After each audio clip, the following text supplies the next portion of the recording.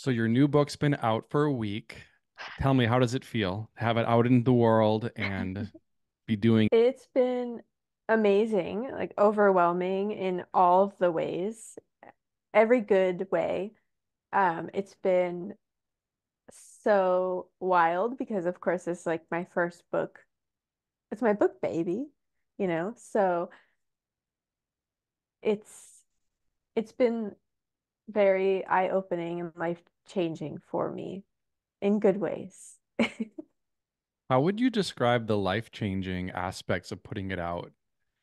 Life-changing aspects. Well, I mean, I am not used to. There's a lot of introspection, even if you're doing something that you want to be doing and for yourself. There's a lot of introspection that has to take place because you're going from your old mindsets to this new mindset of, I did this, I am capable, I am good, and it's just been very healing for me, I guess you would say. Um, to put something like this out in the world, but also a little scary. It's a very vulnerable book, very, and it leads to vulnerable conversations. But it's good.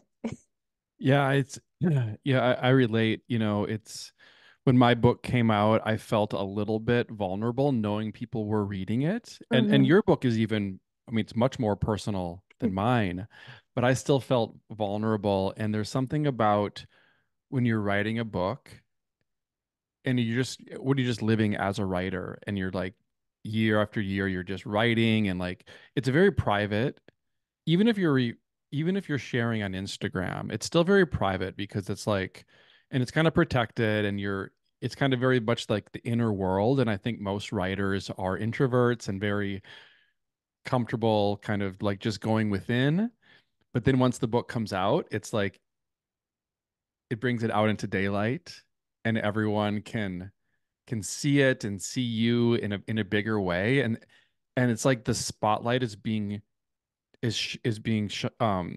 put onto your inner world in a way that can be a little uncomfortable, Oh and yeah. it's also just kind of bringing your inner world out into the public in a bigger way. Have you felt that? Oh yeah. Um, One very big difference between the book and being able to share your work online in any capacity is you can delete it if if you so choose on Instagram or anything. If you all of a sudden discover like, wow, I'm really uncomfortable with people knowing this part of me. Once the book is out there and people are sitting with it and reading it and asking you what it's about and discovering that there's a lot more to you than just who you are right now. Um, it's it's good because it makes me not want to hide anymore and not feel it's like almost like I'm releasing the shame of past versions of myself, but also accepting that they happened and that this is who I am now, someone who is capable of putting this out. Um, so it's been, yeah, it's different, but I like it. I feel like that's a gift also because it's like the past versions of yourself that you're talking about. Those past versions of yourself, even if they felt shame or whatever it was, negative emotions and trauma, those past versions of yourself gave you the gift of this book. Yep. You know what I mean? Like they wrote the book, they experienced the lessons that it took to make the book, and now you're in a new place, but you can look back on gratitude for who you used to be, for giving you the opportunity to be who you are now. Right. It almost, it almost just like I said, even if you look back on your past self that maybe you feel ashamed of or trying to get her out of her comfort zone or whoever you're looking at, you can't hate them anymore. Like you can't hate the or think negatively about that version anymore because that's what got you here, you know? And I remember I used to look back and think, wow, I was such a bad child. Like I acted out so much and I was so ungrateful and I was so this and that. And now I can look back at it and be like, I was hurting. I instead of giving that negative persona to this little version of myself, I can look and be like, I was hurting. And I don't want to say it was for a reason, but it gave me a reason, you know? Yeah. I think it's so healing to look back and give love to the younger version of yourself because that can Hmm. heal you, that heals you in the present. When you can see yourself in the past and love yourself in a way that, especially if in a way that you weren't given it as that version of yourself, it's like healing the past from the present, which heals Hmm. your present by looking at the past. So I'm Isn't that glad you're wild? yeah, it's time travel. Yes. Um, but yeah, I've been reading your work for a long time. We've been friends for a long time. But I want to talk a little bit about this book in particular, Good Grief. And I'm just wondering, like, is this a collection of poems that you have been working on for a long time? Was this a specific collection that you put together for the book, or how did this specific collection of poems come together?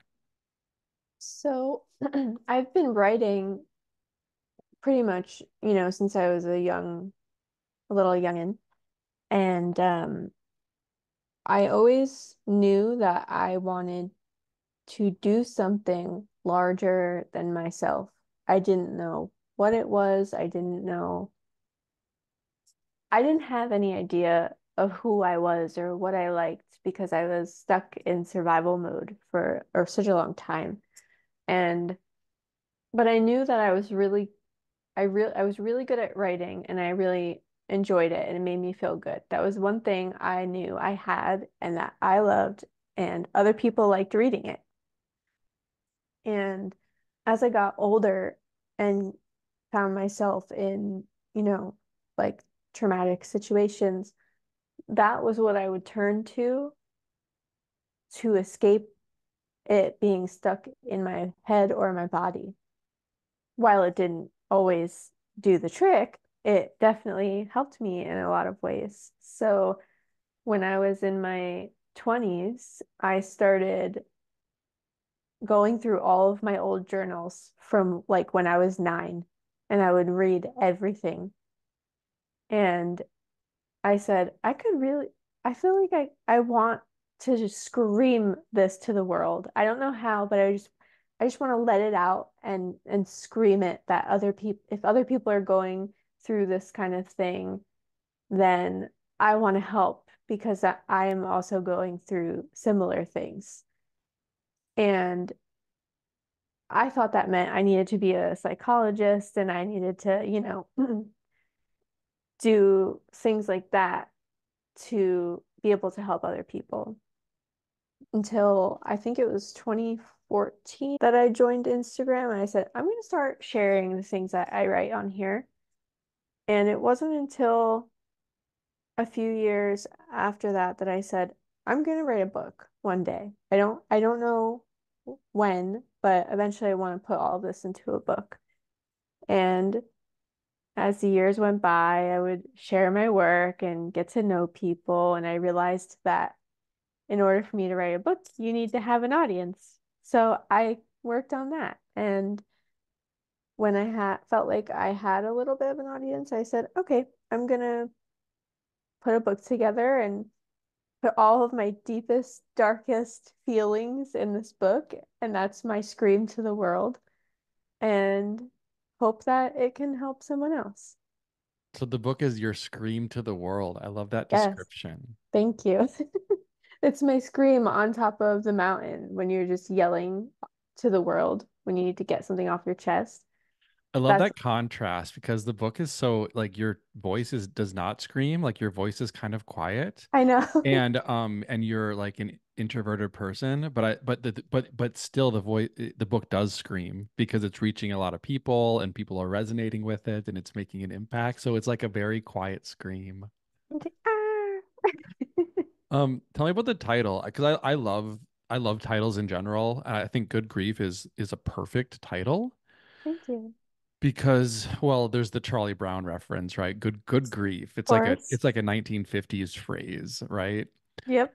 But there's also a book about grief and how facing your grief can be healing. In other words, the grief can be good when you look at it that way. So Hmm. tell me about the title and is grief a common thread throughout the whole book and what's your relationship with writing and processing grief? I think grief is much more than what many people know it to be. It's not just losing a person that you love in your life. I feel like there's so many layers to it and so many different kinds of grief. So I would say that the whole book is like a collaborative, multi-layered scream of grief. And I landed on the title. I had written a poem. I don't, let me find the page, containing the words good grief in it. And when I had written it, I didn't think anything of it in the moment, like of the word good grief. I said, wow, I really love this poem I wrote. Like I feel like this adequately describes like my relationship with my mother. And a few hours later, I was unwinding, getting ready to go to bed, and I put on Gilmore Girls, which is like my comfort show. And as I'm watching it, now this was just like 3 hours later, and I turned to like any random episode. Like I just pressed like, oh, okay, I'll just watch this one. And I turned it on, and one of the first words that came out of, I think it was like Lorelai's or Rory's mouth was good grief. And I paused it in that moment. It was like a light switch had gone off, and I paused it and I said, "Oh my God, that's my book title." Like that, there's no way I just selected this random episode when I had just written that phrase that I haven't thought about in years out of nowhere. And it like smacked me in that moment. And I was like, this is my title. And yeah, I love that. Like to me that's just proof that the universe speaks to us right, in mysterious ways. right. Like I actually had Layla Dalia on the podcast recently and she said that when she's writing she will often like have turn the TV on or turn the radio on and whenever there's like a lull in her writing where like she's not sure what to write next she tunes into what they're saying on the TV or what they're saying on the radio. And she says, like, inevitably, she'll get a word or a phrase that she'll end up using. It'll be like the right thing. So it's like, I I love the love idea that. like the universe is collaborating with us in our lives, but even in our writing. And it's like Right. when we tune in, there's going to be inspiration like that comes up in unexpected places. And that just makes me, I feel that way with music sometimes, like if I'm like lost about what I'm feeling or what to write or what I want to write, I'll put on music that makes me feel good in that moment. And suddenly I'm like, Mhm. wow, I'm inspired. And I just love that so much. Yeah. So I love, I personally love the idea of creativity as a healing modality. And I feel like reading your work, I just feel like poetry is it's a healing process for you. So, you know, I know there's some specific examples of grief in the book, like there's like a one poem about your grandmother and things like that, but what without with however much personal detail as you want to go into, like what kind of grief were you going through that to really fuel the inspiration that this book came from? Sure, yeah. Many different kinds. I mean, I grew up in a family that a long line of had a long line of addictions, and I grew up around I don't want to say unhealthiness, but people behaved in ways that really showed how much they were hurting, like through anger, through addiction, through you could tell if you were looking at them, like how they behaved, that they were just hurt, so many years of hurt.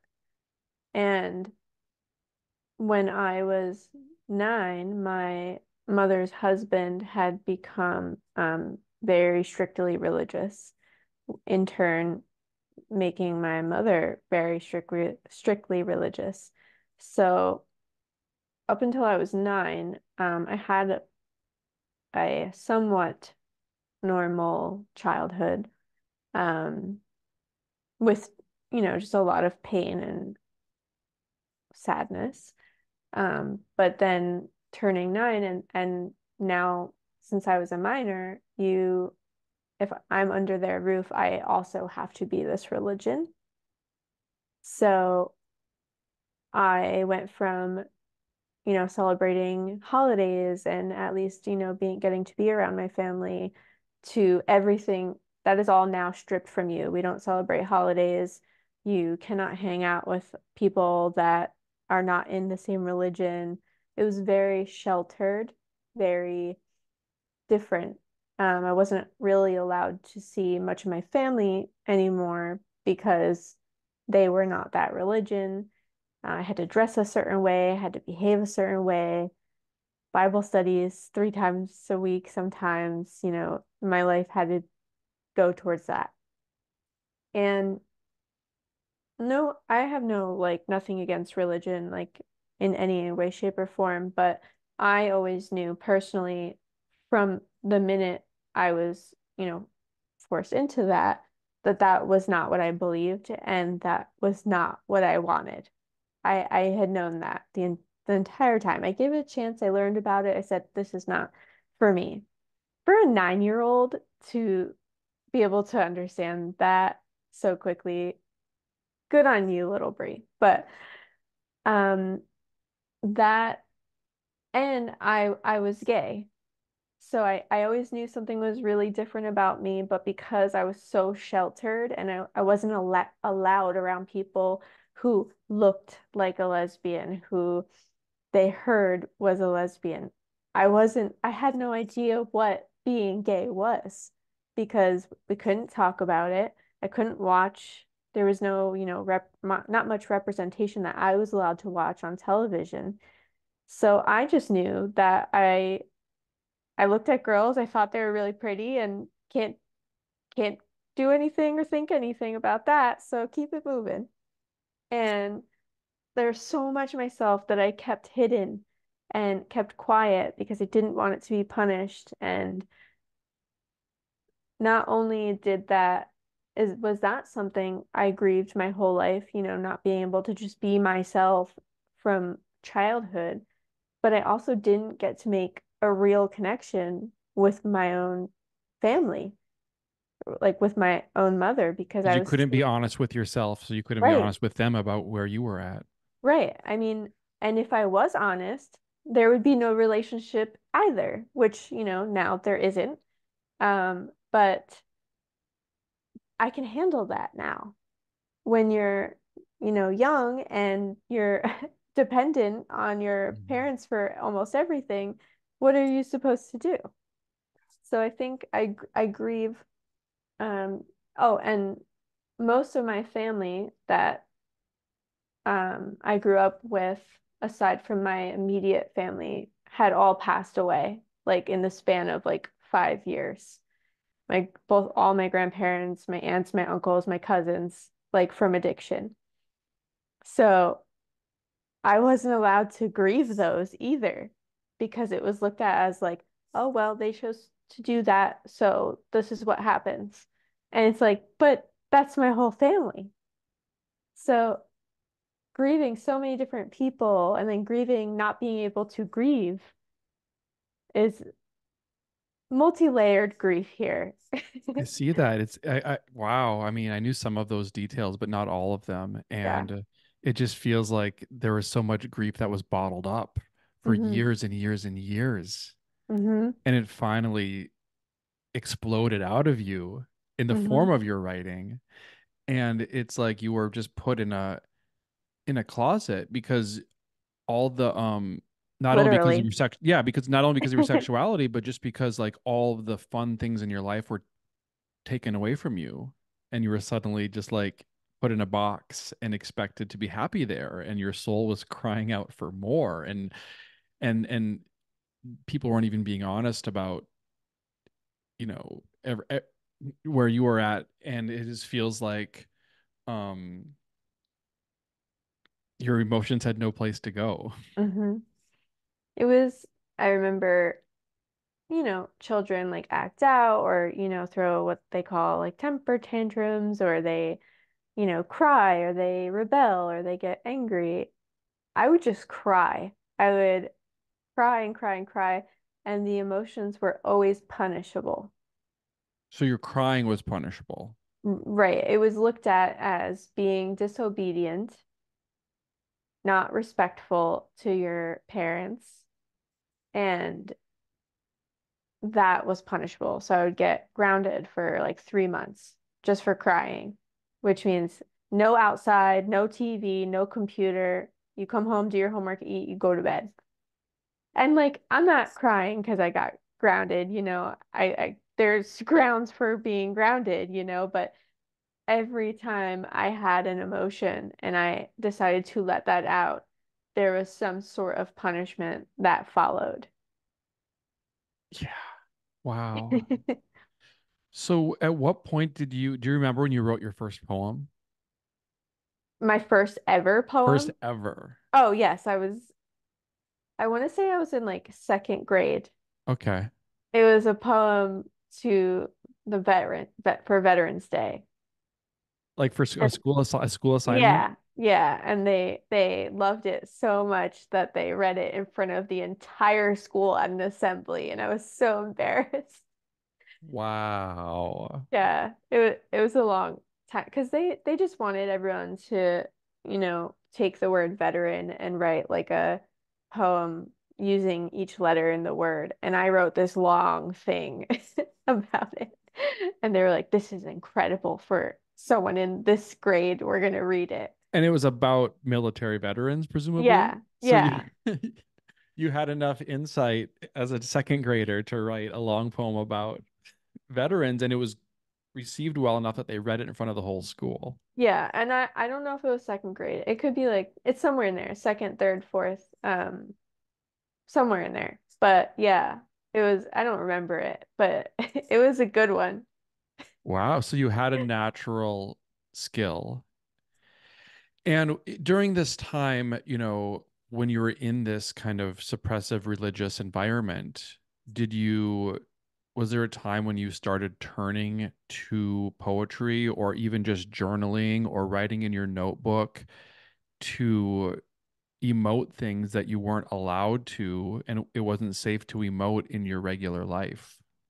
I did, until I didn't.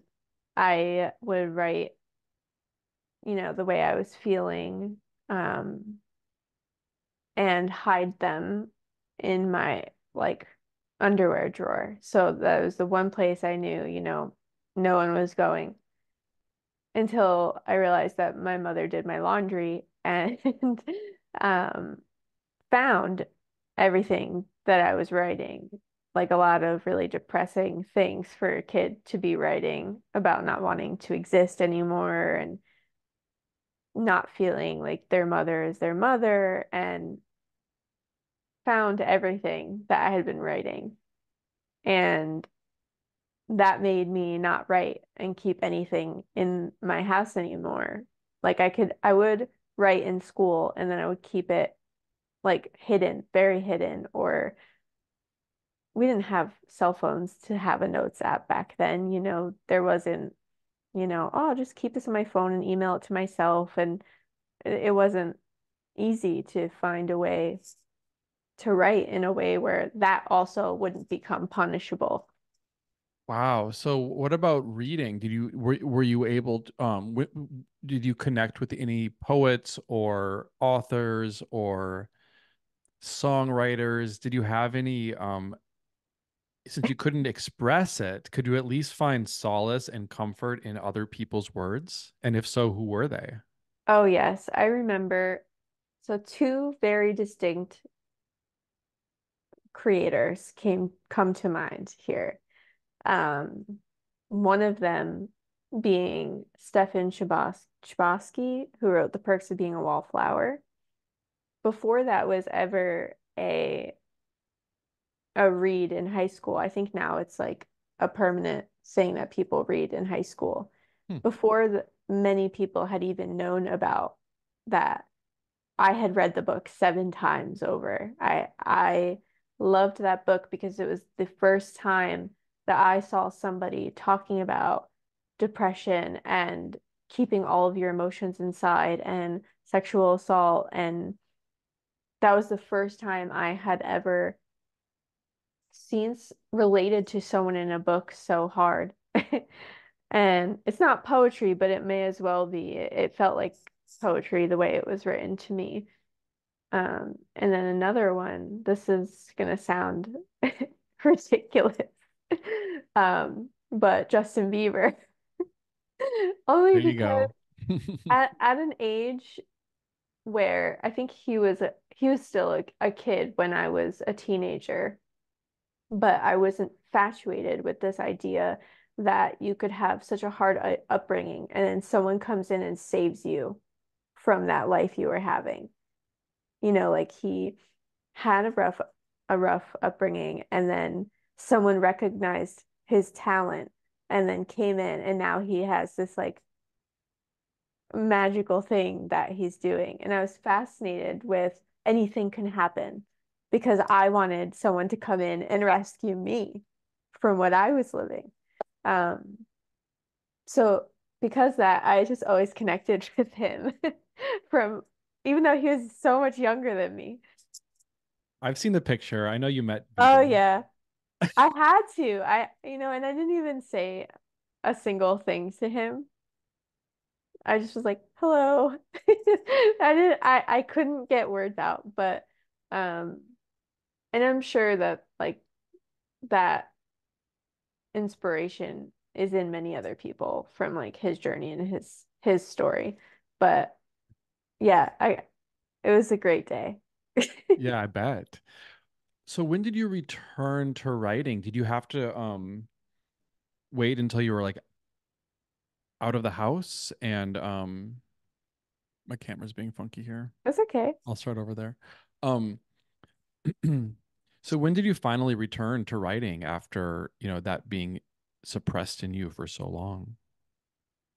Um, when I got kicked out at a young age, Kicked yeah, out? yep.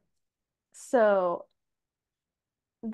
it's very confusing, but I'll do my best to explain it the best I can. When I was in high school, my parents thought for whatever reason that it would be a really good idea to teach me responsibility, which I totally understand, but kind of took it to the extreme, saying you're going to pay $500 rent and you're going to pay $200 to $300 for car insurance. I'm in a school, the So minimum wage. this is your high school when you were still in high school? Yeah, Hmm. yeah. Minimum wage was about six something here. I get out at 3. I was a minor, I think. Yeah, so I can only work until 8 o'clock at night. There's only so many hours in a day I could work. Where do you expect me to get that money from? Like well, if you don't find a way, then like you are gonna have to find somewhere else to live. That was always being dangled over my head, so now that I have a home, it's almost like I'm nesting because no one can take this from me. But the the the concept of, well, I can do whatever I want and kick you out whenever I want at the drop of a dime. So just know that. you better listen to me. But it was always dangled here in front of my head, over my head. To keep you obedient. Yes. Yep. Yeah. And at this point, they had already known I was not loving the religion. I didn't want anything to do with it. I started to rebel in my own little ways. I would skip out on their Bible study and say I had to be at school, or, you know, I was always seen as so disobedient because I wasn't doing exactly what they wanted. And so having that dangled over my head all the time was bad, but got worse when I was caught with a girl. Um, so I had to leave home at an, it's not an early age, but I feel like in this day, leaving home at 17, 18 years old, when, It's early. You were forced out. I mean, that's yeah, right. you were kicked out. That's early. That's jarring. That is dramatic. Right. And I was just graduating high school. I so badly wanted to go to college because no one in my family had ever gotten a degree before. And I so badly wanted to be different and I wanted better for myself, but I wasn't given the foundation to be better. I wasn't given, I wasn't set up for success. I didn't have money at all to fall back on. All my money went to, rent at my own house. Um, and that's not to say that like that's not a good technique for, building responsibility for someone who's aging. It's just a little extreme for someone who's in high school. Yeah. But I couldn't do after school activities to spruce up my college application. I couldn't do anything. So, they didn't want to pay for my college, so they didn't really care whether or not I went. They're kind of like, well, you want to go, you figure it out. And I didn't have money. And I don't know if you know this, but if you're not above the age of 24, your parents have to fill out all of the student loan stuff with you. You cannot apply on your own. So I couldn't go to school until I was 24. Because they wouldn't co-sign your loans. They wanted nothing to do with it. They didn't want to put their information in. They didn't want, to they were not going to help me. They wouldn't even help me pay for books. Nothing. Oh my And God. I try to look past that because, we weren't exactly wealthy, we didn't have much, but I didn't have my basic needs met at all growing up. So the more that was thrown at me, the more impossible it seemed to live. Like, well, how am I ever going to get to a better place if no matter what I do, something is coming in, smacking me down, Hmm. you know? You're just trying to keep your head above water so you can't Right, even make progress towards the next thing because you're in survival mode every day. right, right. So yeah, What were you doing for work at that time? oh man, I mean, I've done everything. everything. I trust me, I've had every small town job, but like I've had every like grocery store, gas station, Walmart. I worked in a cornfield, so I know what it's like to have those little those petty jobs. What were you doing? Oh, so many. There was a point I had like 4 or 5 jobs at one time. Like it was just to survive, and keep in mind too that I was massively depressed. So I was not reliable to all of these jobs because I couldn't get myself out of bed sometimes.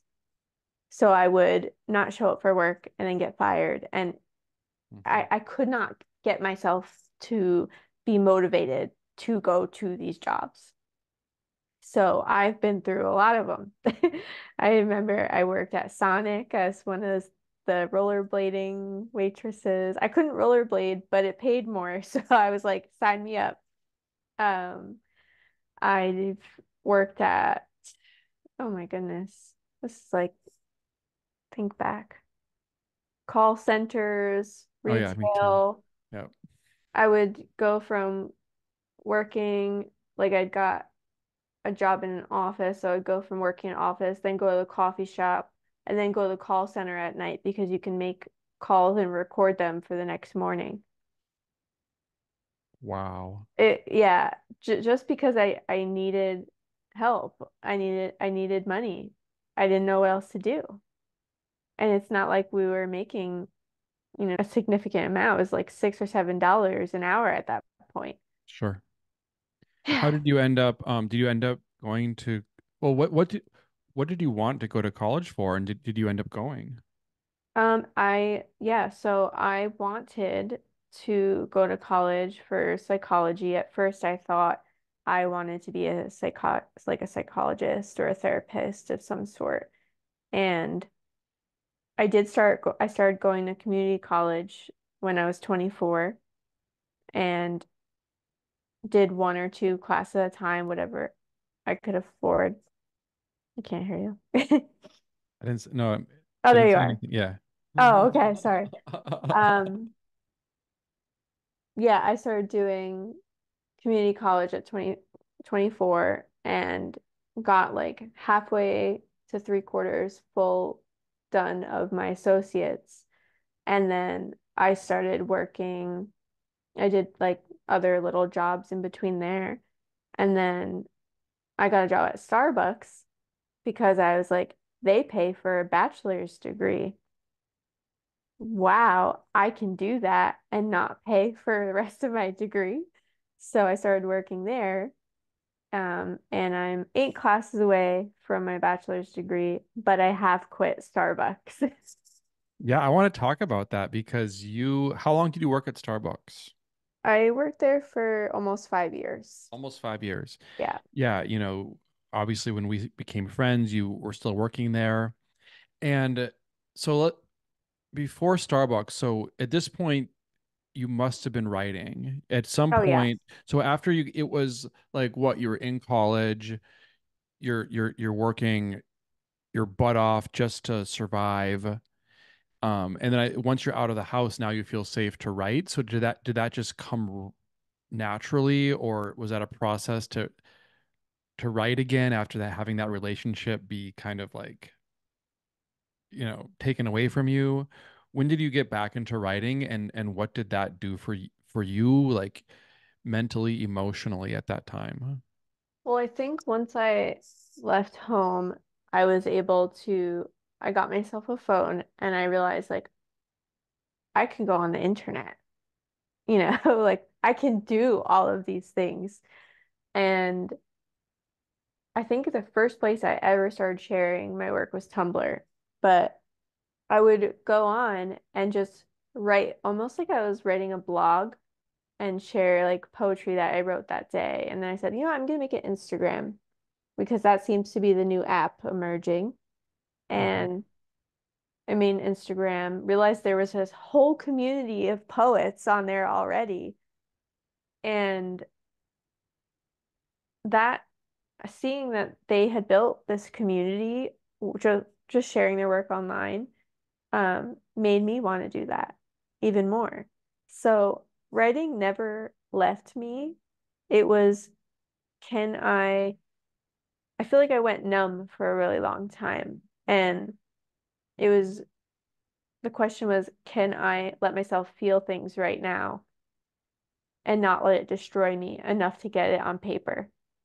Can I write freely without worrying someone is going to punish me for it? Like you feel like there's someone over your shoulder watching you write and it's going to punish you for doing it. So Right, that doesn't just go away overnight.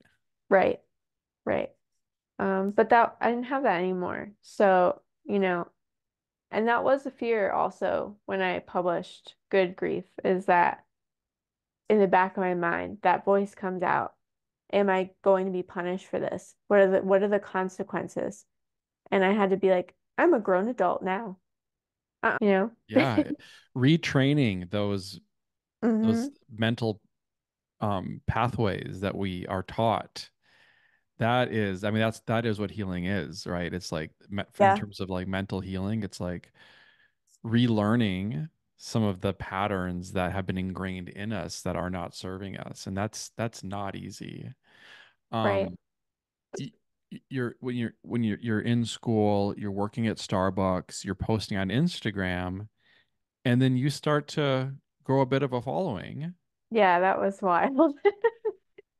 So what was that like? And like, um, yeah, what, why do you think your following grew? Like, what did you see that you were doing at that time that kind of, and how did it feel to suddenly have your work like recognized by others and celebrated? So it was really cool. I'm very grateful for it. But when I first started sharing I think it took me like 7 years to grow a 3,000 followers. And I was so proud of that. I was like, wow, like this is great because it's kind of like a job, right? Like, you have to sit down and make something that you want to post. And I would always be super hard on myself and be like, how come, like, the pictures that I'm making aren't catching on, to other people? How can I make something that is easy to look at and enjoyable to look at to other people? And that's why I was getting nowhere with it. Not to say that 3,000 followers is nowhere because it's great, but I wasn't going to further my audience and grow my audience if I wasn't creating things for myself because I didn't like what I was posting. I'm like, I don't really like this, but I feel like it's bland enough. It's neutral enough to where it'll look digestible for other people. You were And writing what you thought the audience wanted as right, opposed to what you wanted to say. right, right. Mhm. And I'd write something and be like, that's too direct. Maybe if I change it to be more relatable or and there was one morning, I had almost given up on Instagram. I was just so frustrated. I'm like, what's wrong with me? What's wrong with my writing? Down that rabbit hole. And I was journaling in my journal that morning, and I had just meditated before that, and I was like, I gotta write all of these things down. And I had just scribbled like in my um journal this message, and I ripped it out. I took a picture of it, I ripped it out and taped it on my wall. And it was, if anyone is going to appear and suddenly make your life better, that person is always going to be you. And I'm like, you know what? I don't care what this looks like. I don't care if people are mad. I'm gonna post it because I like it. I posted that, and that thing went like crazy viral. People were mad, people were happy, people were upset. I don't know what was happening, but it just took off. And my account went from 3,000 to like 50,000 to like 80,000 to like 135,000 in the span of 3 days. Really? Three Yeah, days? it was like 3 days. I remember, I mean that post is still going viral I because know. I mean sometimes you reshare it, sometimes other people share it. Sometimes they give you credit, sometimes they don't. Yep. But that piece is still it's still going viral. Yeah. Um Yep. so that's amazing. So what do you think the difference was? You finally just started writing for yourself and was just being more honest with your writing. I think I had to shift my not only like attachment to this goal that I had to reassure my validity in the poet space, but I had to shift my intention because you get so lost in the algorithm and followers and chasing that you forget like why you're even sharing in the first place, Hmm. right? And I had to that morning I was like, this is what I feel right now in this current moment. And I really think that others can benefit from hearing this. And I'm not going to alter it in any way. I don't care what my handwriting looks like. I don't care if there's typos in it. I'm just going to do it. I'm going to send it out. And my intention was maybe someone else just needs that kick in the butt, you know? Yeah, and I won't lie, like that message has been like sometimes I think of that message. Oh, really? If like yeah, like that specific post, those specific words, like if I'm feeling stuck or if I'm feeling like it's kind of like the Justin Bieber thing. You Yep. were waiting for someone to save you. This way the way Mhm. that, whatever, Usher came in and saved Justin Bieber and God.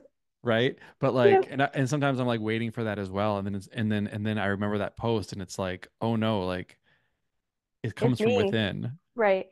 Right. And I love that irony of when you stop caring, when you stop trying, that's when the breakthrough happens. When you Yep. set down expectations and just trust yourself, trust your own intuition and go with it, that's when the breakthrough happens as opposed to trying to engineer something that you think people are going to respond to. Right. And I think that might be why from that point forward, I was like, all right, this is just how I'm doing it. I'm gonna post what I want, what I like, how I like it, and that's it. And I feel like I've cultivated a really nice like community where I feel like the people that follow me or interact with have some understanding of who I am because I'm just being myself, and I really want that from people who follow me. Okay, so we're back at Starbucks, Oh and God. now you're a viral Instagram poet. What's that like? Um, it Because you was have two like, lives, right? You've got two lives. You're Instagram famous. yeah. You're friends with some authors and you're growing a following and you're sharing your writing, but then you're going into Starbucks to pour coffee for people. Tell me about that, like just that dichotomy and contrast. In some ways, that was not the job for me. Let's just be real. Like, no hate or anything. It just wasn't, it's not for me. But it, it was almost comforting and helped me get through working there to get my degree because I was like, well, at least I know that this isn't forever and I'm working towards my own goals. um, outside of, Starbucks. I'm working towards my own goals that I want, and this is just for now. And it was strange though, because whenever I would talk to, another writer or someone getting to know them, they're like, "What do you do? Like, do you do anything else?" I'm like, "Work at Starbucks." And they're like, "What? What do you mean?" Like it was so like crazy that I worked there. Um, but they also don't know that that's what I had to do to accomplish getting a degree because I didn't have any other choice, and that's what I really wanted to do. So, yeah, Tell me about the time that's because you have a merch line. You're wearing one of your shirts right now. Tell me about the time that you were wearing your own merch in Starbucks and then a customer recognized you. that's happened a few times actually. There, I was wearing one of my sweatshirts, and at this point, my book had been out, like my first self-published edition had been out, and I was also on TikTok. I had a TikTok go moderately viral, and it would happen to be the same poem that was on the back of my sweater. And this girl comes up to me and she said, "Where did you get that sweater?" And I'm like, "I made it." And she was like, "What do you mean you made it? Like, I just saw that online." And I'm like, "Where?" And she's like, "On TikTok. I bought the book." And I was like, "That's my book." And she's like, "This is you," and like brought up my like Instagram and TikTok, and I was like, yeah, see the resemblance? And she was like, oh, you're kidding. And it was just so funny. You Because blew ever, her mind. You I blew know. her mind. Because I mean, I get it too, because like I'm just a regular person, right? I don't think of myself as being a Yeah. famous writer or anything like that. But then No, when yeah. people recognize me, I'm always kind of surprised. I'm like, I'm just living my life. I'm just getting coffee.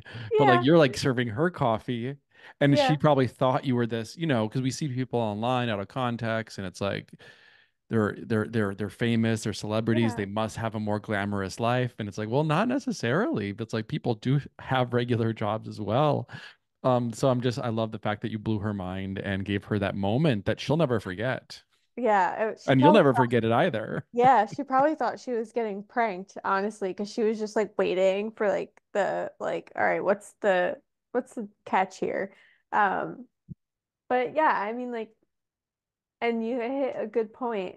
I feel like we think that because of what we see online, like people are like these like I do not in the room slightest bit consider myself a celebrity. Like I'm just a tiny little anxious squirrel living in New Jersey and in a one bedroom apartment and like just doing my best every day, and trying to move towards what I love doing. So that's it.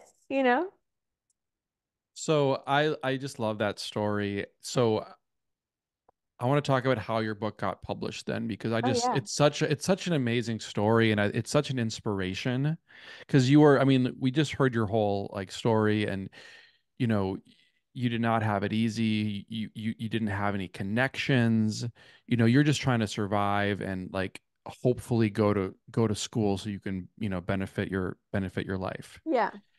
And you're writing, people love your work clearly, so that you're getting some good feedback, you're growing your audience, and then you decide to self-publish your first book. And I know you had some other options than to self-publish it. I know you were talking to some other maybe independent publishers, and you decide to self-publish it.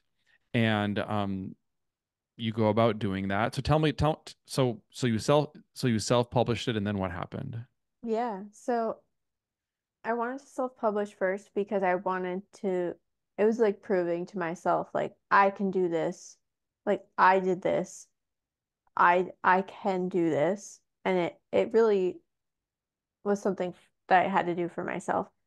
But I self-published it, and as my account was growing before and during, um, I had met, it brought like an influx of new people to my page, and some of them were you and Diego, Young Pueblo, and a lot of other really just wonderful writers, Alex L. Like, and I was like, You're right, Brianna, but I was following you. We were following were each other you? pretty early on. Anyway, yeah, but no, Crazy. you're right though. You started to, this is the beautiful thing about Instagram and just social media and also just being a writer.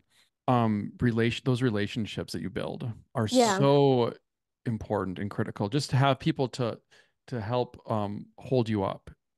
That is just as important as your writing, as your work is like having people to support you that you also support, and having that mutual friendship with other creators. And I'm grateful for our friendship and a lot of the mutual friends that we have. So anyway, yeah, so you self-published your book, and Oh, you're growing a network of fellow writers.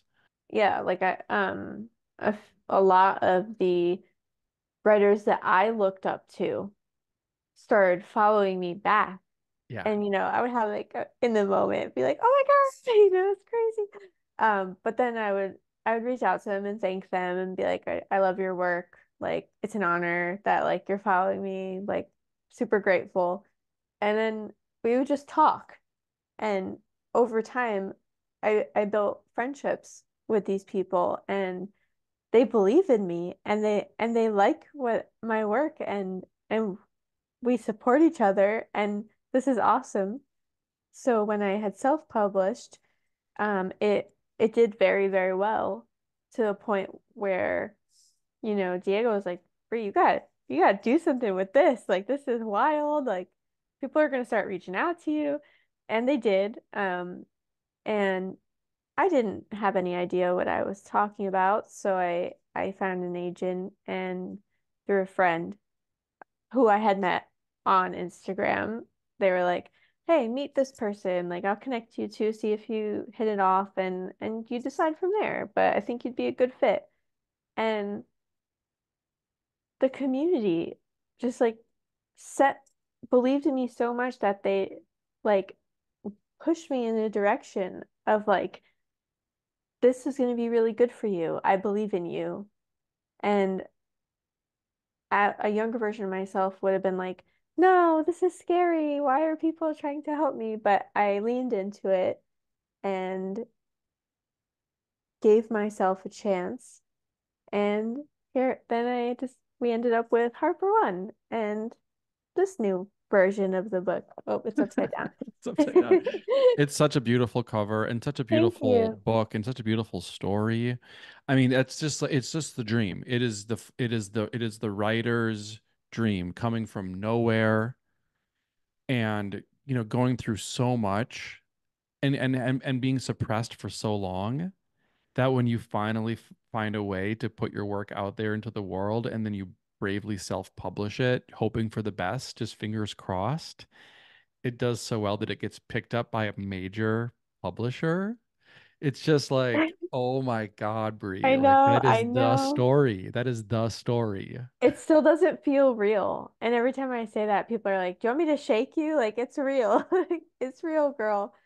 Um, yeah, I'm super grateful and it feels like yesterday where I was like, "Wow, I hope one day I can get to that point where I am in the position I'm in now."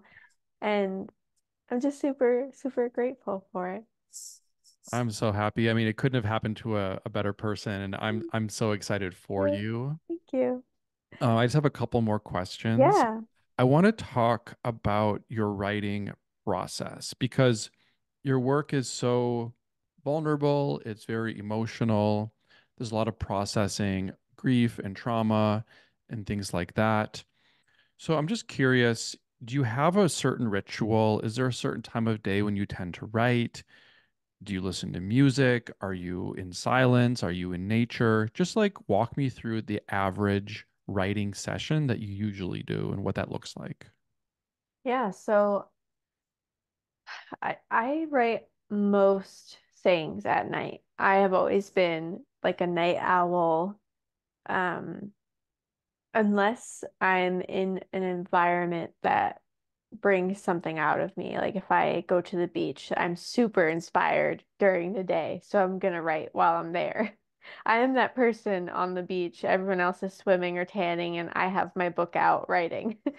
So yeah, the sun's out, it's a beautiful Yeah. day, and you're like writing about trauma on the beach. Yeah, I'm writing about like the depth of the ocean and how we came from nature and like all this wild stuff. But I do most of my writing at night and at night before I go to bed, I have to release all of the things that I have been carrying throughout the day because I know that this word gets like a very sometimes negative connotation in the psychology field, but I am like an empath through and through. I feel even if we're not speaking, and sometimes I'll just get this inkling like maybe I should check on this person. Like I feel like something's wrong, or I could walk into a crowd of people and feel everyone's emotions and not know why I'm immediately so exhausted or I feel sick Yep. or Highly sensitive person, yes, yes. for And sure. I had, on top of everything I had gone through in my life, I had struggled with that because I didn't know what was mine and what I was carrying from someone else's. I couldn't differentiate. So I never felt well. I always was sad and picking up on and absorbing everyone else's stuff and carrying it like it was my own problem. But now that I can differentiate between what's mine and what I'm taking on, I have to release that somehow. There's only so much I'm still practicing not absorbing. It's really hard for me on a good day to put that bubble around me and not absorb everything. Um, and that's the way I release things at night. So at night when I feel like, okay, I'm feeling too much. I need to get this out. I either cry because that's the way I release things, or I write it out and cry. Yeah. It's a release. Like I Yeah. love that. Like every day, yes, exactly. Especially as a highly sensitive person, you are absorbing all Right. day. So you're going to the store, you're watching a movie, you're listening to music, you're talking to your wife, like you're absorbing things all around you. And then you're writing or you're crying is how you release it. And Yep. it's like you purge it from your system. Yep. I love that so much because it's not like it's just it makes it natural. Like I did a poetry workshop this past weekend and it's based on this idea I have called the purge, the creative purge, Uh-huh. where it's like if you have to vomit, you don't think about it. You just have to vomit. Like you have something inside of you that needs to come out. Yeah. Or like if you're like in a sauna and the sweat just naturally comes out because it needs to be released. And I feel like poetry, especially, and a lot of forms of creativity are also a purge, where it's like it's not like what do I want to write about, and I'm thinking about it. You can do that. I'm sure you can do that, and it can work. But for me, it's like I don't write until I have something that I can't help but release. So for me, it's like I just feel my body, and I just kind of try to sense through like energetically, emotionally what I'm feeling and what's trying to come out. And I just kind of wait for those words just to kind of bubble up into my consciousness. And then I just spill them out into the notebook. Do you ever feel like